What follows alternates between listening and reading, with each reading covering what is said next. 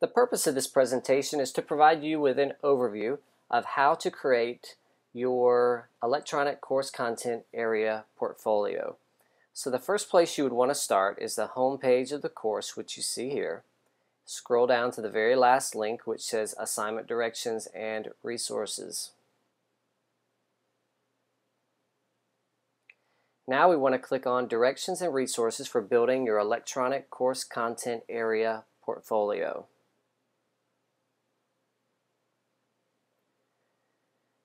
Now you'll see here I have provided you with an overview area of the 4 SLS 1122 course content areas, and then I've also given you some other information. Each of these areas will have a separate presentation that you can view so that you're taking this information in chunks, in small chunks, as opposed to all together. So I encourage you to please review each area of the course portfolio so that you can have a better understanding of what's expected for you in each of these core areas. So let's go ahead and click on Overview of the 4 core course content areas.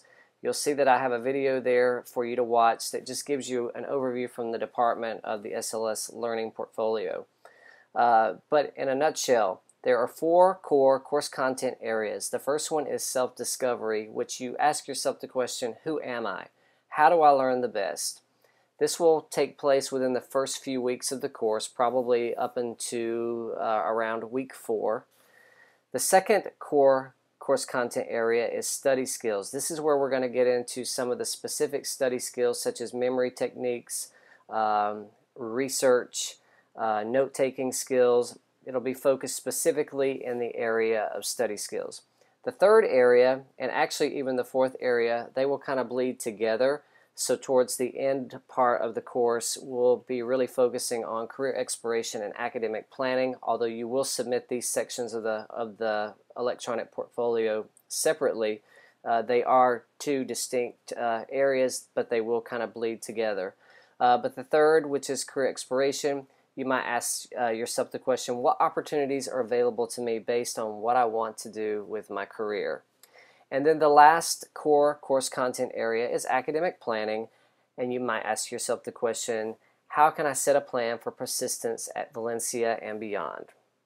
Now for each of these 4 core areas that have been mentioned above, you're going to actually be creating and submitting the following: 1 personal or professional artifact, 1 academic artifact, and 1 learning reflection. That's about a 1.5 to 2-page discussion of both your personal and your academic artifacts, and that should include both an introduction and a conclusion.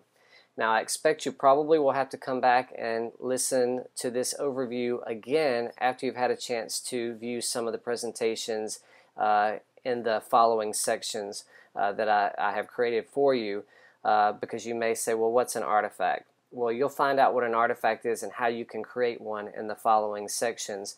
But with this overview, just know for each of these 4 areas that are listed here, you will need to create 1 personal or career artifact, something related to your personal life or your personal or your professional career.